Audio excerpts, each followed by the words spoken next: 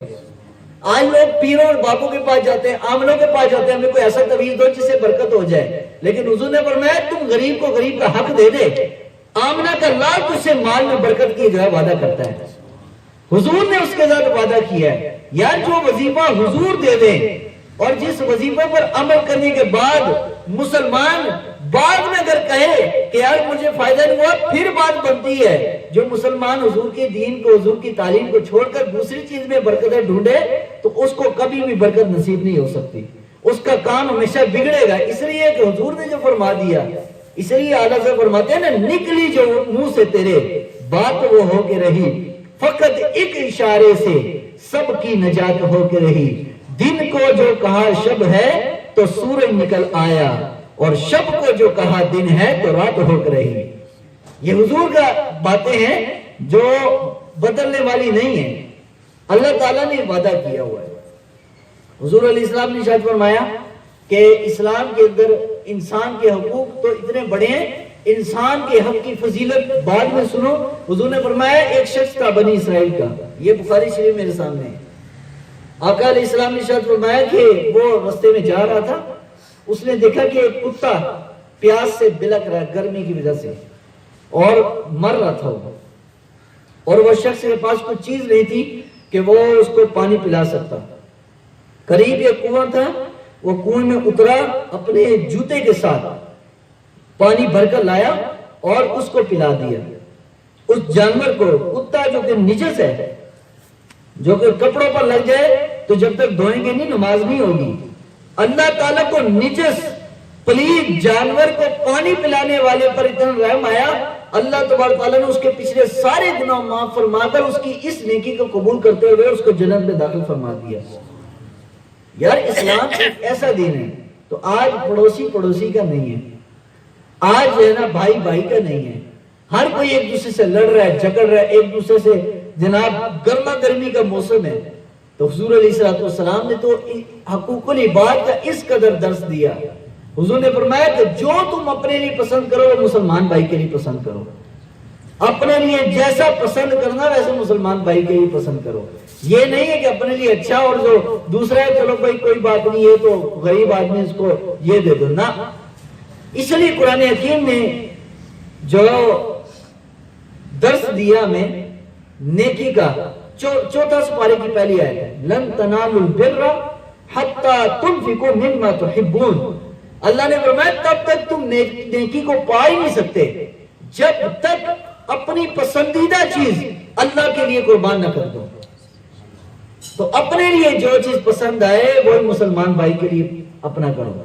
جبریل امین حضور کی بارگاہ میں آئے، پڑوسی کی بات کرنے لگا، تو جبریل امین علیہ السلام نے حضور کی بارگاہ میں آ کر پڑوسی کے حق کا بیان کیا اور بار بار آ کر حضور کو بتایا کہ پڑوسی کا حق ہے، اس کو تنگ نہ کرو، اور جو اس کو تنگ کرے گا اللہ تعالیٰ کبھی بھی اس کی عبادت قبول نہیں کرے گا، کبھی بھی اس کی کوئی عمل قبول نہیں ہوگا۔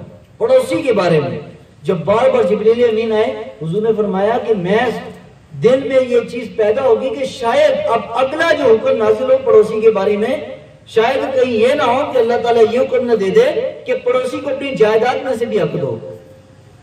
اس قدر اسلام نے تاکید کی پڑوسی کے حق کی۔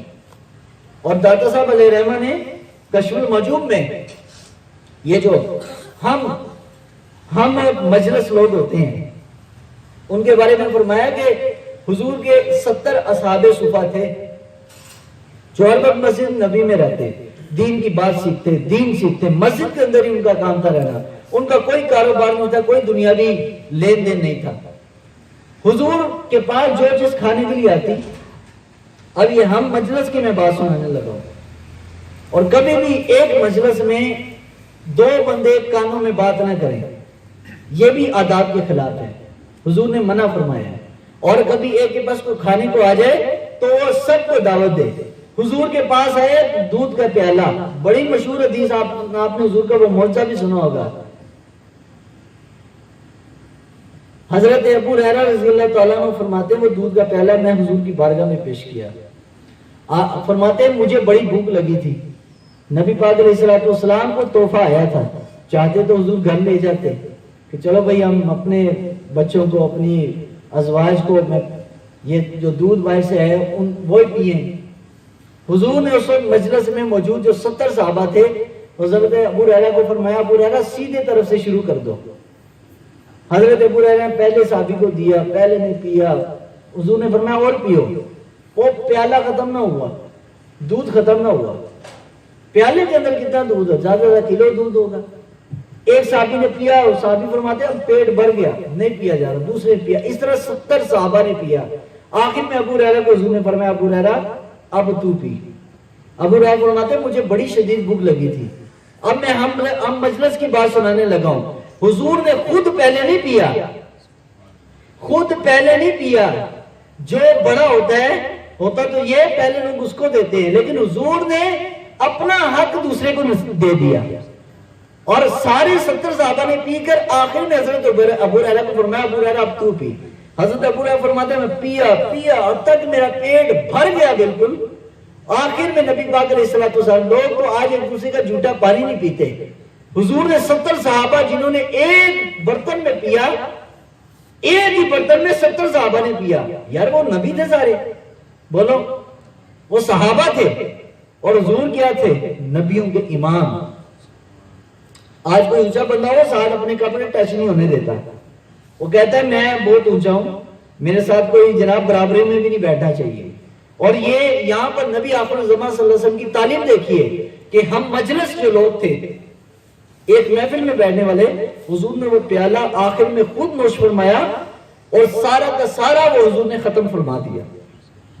یہ حضور کا معجزہ تھا کہ ایک پیالے کو 70 جو ہے صحابہ کے اندر تقسیم فرمایا. اور دوسرا اس کا رخ یہ ہے کہ نبی پاک علیہ السلام نے اپنے سے بڑھ کر صحابہ کے حق کو جو ہے نا وہ اونچا کیا, ظاہر کیا, تاکہ آنے والی امت کو یہ پتہ چل جائے کہ میں نبی ہونے کے باوجود, حضور فرماتے ہیں میں نبی ہونے کے باوجود خود پہلے نہیں پیا, پہلے اپنے مسلمان بھائی کا خیال کیا ہے. یہ اسلام ہے. اسلام تو حق دینے کی بات کرتا ہے, اسلام حق کے لیے جھگڑنے کی بات نہیں کرتا. تو ہم اپنے عزیز و قارب رشتہ دار, تو یاد رکھیے برکتیں اور سکون صرف اسلام میں آپ کو نصیب ہو سکتا ہے. آپ دنیاوی چاہے جتنے بھی قانون پڑھ لیں, آپ کو کبھی بھی اللہ تعالیٰ کامیابی نصیب نہیں کرے گا. کامیابی نصیب ہوگی تب ہی کہ جب حضور کے دین کو آپ اپنے اوپر نافذ کریں گے. ہم حکمرانوں کو تو برا کہتے ہیں, لیکن پہلی غلطی ہماری ہے کہ ہم ویسے نہیں ہیں. آخری بات کہہ کے بس ختم کر رہا ہوں. حضرت ابو ذر غفاری رضی اللہ تعالیٰ عنہ, اس کے زمانے میں حجاج بن یوسف تھا گورنر. حضرت ابو ذر غفاری کافی بوڑھے تھے. تو حجاج بن یوسف کو کسی شخص نے کہا کہ تو اتنا ظلم کرتا ہے, تو اتنا جو ہے نا لوگوں کو مارتا ہے پیٹتا ہے, تجھے اللہ کا خوف نہیں آتا؟ ہمارے جو بڑے تھے پیچھے جو لوگ گزرے وہ تو ایسے ایسے تھے, وہ حکمران ایسے تھے. جیسے میں نے پچھلے دنوں آپ کو بتایا کہ حضور کا جو نظام تھا ایسے ایسے حکمرانوں کے اندر صفات ہونی چاہیے. حجاج بن یوسف نے کہا کہ اگر اس زمانے کے اندر ابو ذر غفاری جیسے صحابہ کا عمل تھا نا, تو ان کے اوپر حکمران عمر جیسا ہوتا تھا. فرمایا حجاج بن یوسف نے کہا کہ آج لوگ تم جیسے ہیں, اس لیے رب نے ہمیں تم پر مسلط کر دیا ہے. آج ہمارا معاشرہ دیکھیں نا, کہ ہم اپنے معاشرے اپنے گلی محلوں کا ماحول دیکھیں کہ ہمارے اندر یہ چیز ہے. حضور نے فرمایا کہ اللہ تبارک تعالیٰ اس بندے سے پوچھے گا جو خود جو پیٹ بھر کر کھایا اس کا پڑوسی بھوکا رہا. ہم دیکھیں اپنے معاشرے میں جبکہ عید کا جو ہے نا آمد ہے اور دوسرا اشرا بھی شروع ہو چکا ہے, ہم دیکھیں اپنے قریب جو غریب لوگ ہیں ان کا خیال کریں کہ یار ہمارے کسی عمل کی وجہ سے ان کی دل آزاری تو نہیں, ہم اپنے بچے کو مہنگے کپڑے اور مہنگے موبائل اور مہنگے جناب دنیاوی مراد لے کر دے دیں, اور ساتھ والا بچہ بیچارہ جس کا باپ مزدور ہے اور جس کے کھانے کے لیے گھر میں روٹی پوری نہیں ہوتی, کہیں وہ دیکھ کر اپنے باپ سے وہ فرمائش نہ کر دے. اگر اس نے کر دی تو قیامت کو وہ آپ کو گریبان پکڑے گا کہ آپ کے بچے کو دیکھ کر اس نے وہ تعلیم پائی ہے. تو اپنے معاشرے کے اندر اس لیے جب کوئی اچھا چیز پکاؤ, حدیث پاک میں آپ نے اسکول کی کتابوں میں بھی حدیثیں پڑھی ہوں گی کہ جب اچھا چیز پکاؤ تو اگر خوشبودار ہے، اس کی خوشبو ہے، تو ساتھ والے پڑوسی کے پاس جائے گی تو آپ ایک پیالی پانی ڈال کر اس کو بھی ایک پیالی شوربہ بھیج دو، تاکہ اس کا دل کہیں اس کے گھر میں فاقہ نہ ہو، اس کا دل نہ کر پڑ جائے۔ یہ اسلام حقوق دینے کی بات کرتا ہے، غریبوں کی، محتاجوں کی، مسکینوں کی اور فقراء کی، پڑوسیوں کے، ان کے حقوق جب مسلمان ادا کرتا ہے۔ اس لیے تو دیکھو نا، اللہ کے جتنے بھی ولی ہیں ان کے آستانوں پر لنگر چلتا رہتا ہے، وہ خود بھی کھاتے ہیں، لوگوں کو بھی کھلاتے ہیں۔ داتا صاحب دیکھ لو، جو بھی وہاں جاتا بھوکا نہیں آتا۔ کیا ہے ان کی تعلیمات کا اثر؟ یہ ہے کہ انہوں نے اپنے وقت میں عمل کیا، آج تک ان کے مزارات پر یہی حضور کی حدیث پر عمل ہو رہا ہے کہ کوئی بھوکا نہیں جاتا، کوئی پیاسا محتاج آتا ہے اس کے بھی جو ہے نا جیب بھر جاتی ہے۔ تو وجہ یہ ہے اسلام کے ساتھ اپنا تعلق جوڑو، دین کے ساتھ، اور جب دین کے ساتھ تم مخلص ہو جاؤ گے انشاءاللہ اللہ تعالیٰ آپ کے ہر عمل میں برکت نصیب کر دے گا۔ اللہ تعالیٰ ہم سب کو مسلمان کے حق ادا کرنے کی توفیق نصیب فرمائے۔ وآخر دعوانا الحمدللہ رب العالمین والصلاة والسلام علی خیر خلق محمد وآلہ وصحبہ اجمعین۔ یا رب العالمین، یہ درس قرآن ہوا حقوق العباد کے حوالے سے، یا اللہ ہم سب کو نبی پاک علیہ السلام کے دین پر چلنے کی توفیق عطا فرما، آقا کریم علیہ السلام کی صحیح محبت نصیب فرما، اور صحیح معنوں میں یا رب العالمین دین کا مخلص ایک مسلمان بنا۔